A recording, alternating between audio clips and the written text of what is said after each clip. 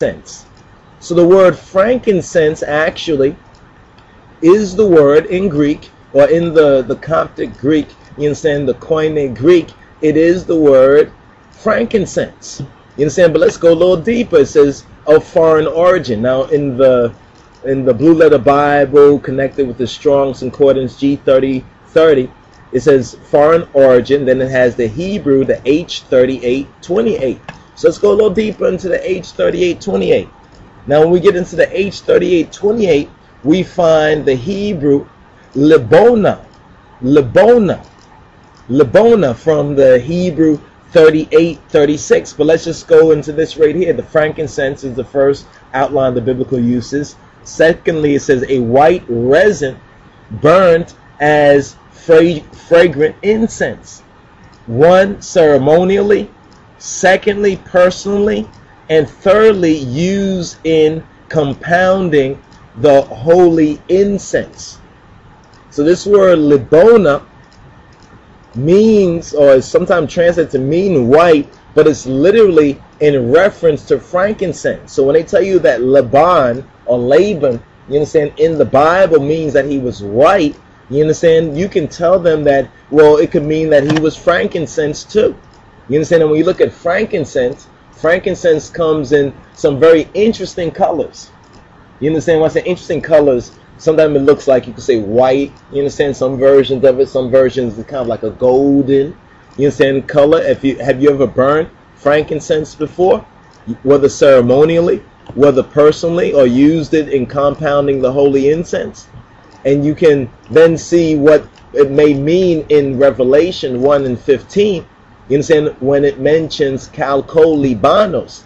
So chalco as a brass, libanos as a brass type of frankincense.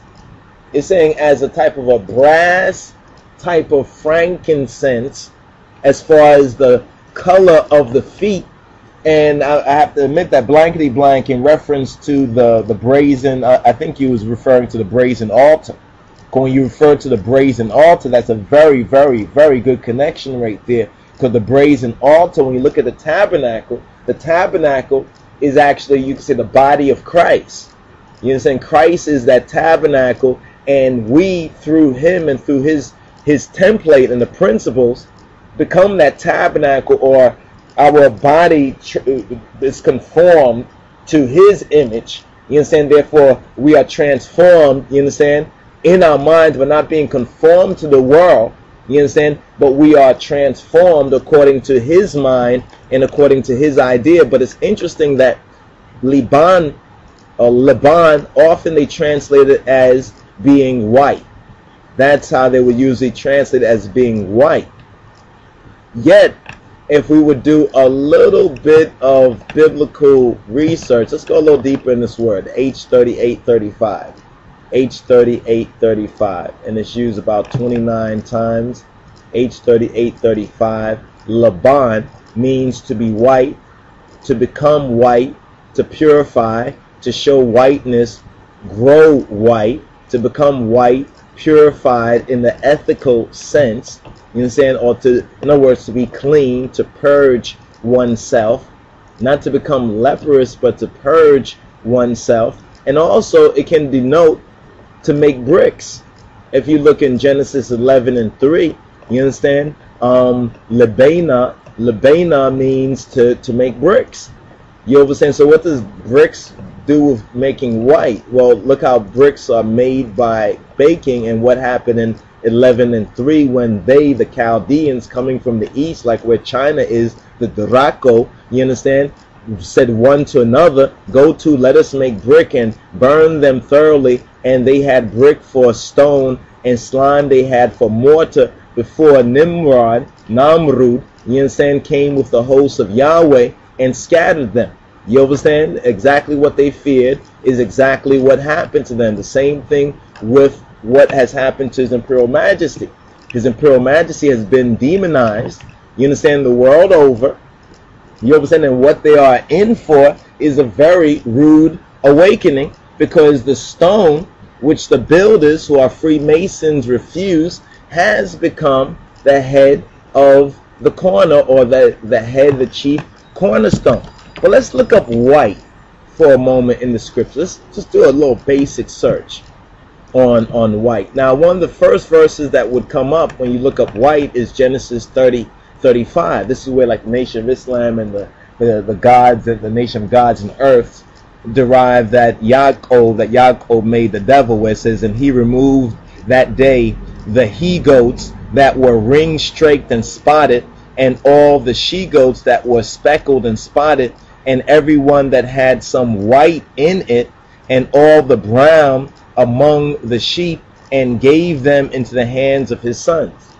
You understand? So when it talks about with the whole incident with the sheep, you understand, and Jacob, Yaakov, so forth and so on.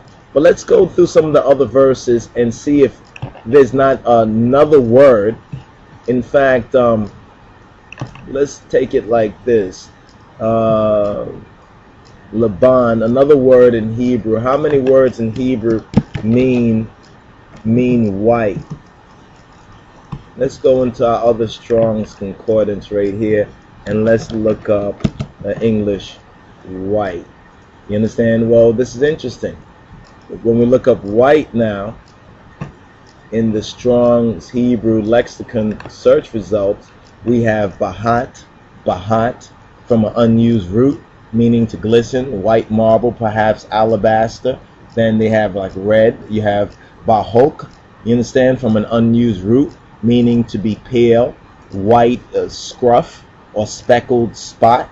You have boots, you understand, from an unused root, from the same form, meaning to bleach, you understand, boots, you understand, intransitive, to be white, probably cotton of some sort or fine white linen. You have dar, apparently from the same as 1865, the Strong's Concordance, probably a pearl, from its sheen as rapidly turned by analogy, pearl stone, mother of pearl or alabaster.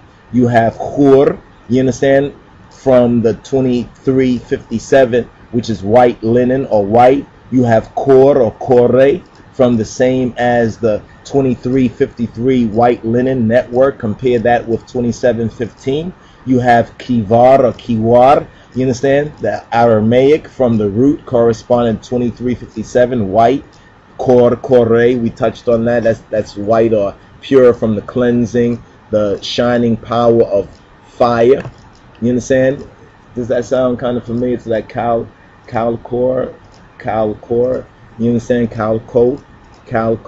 You have chori, white bread, white. You have chower or kefore. You understand? A cover, tankard, covering goblet as white frost. You have Laban or Laban, a primitive root to become white. You understand? To make bricks, to make brick. Laban, again, same word. Libana, you understand? Which is also a reference to the moon, white like the moon in that sense. You know, the moon goes through different color stages, all depends on your perspective. Lebanon, you understand? Lebona, white mountain, the White Mountains, a mountain range in Palestine. Libni, you understand, which was the name of an Israelite. Then you also have, and this is the one that's used when it's talking about Solomon. You understand? Doesn't use Lebona for Solomon's complexion. We'll have a point there if he did use that, but use the word sak. You understand? Sak. You understand? Sak.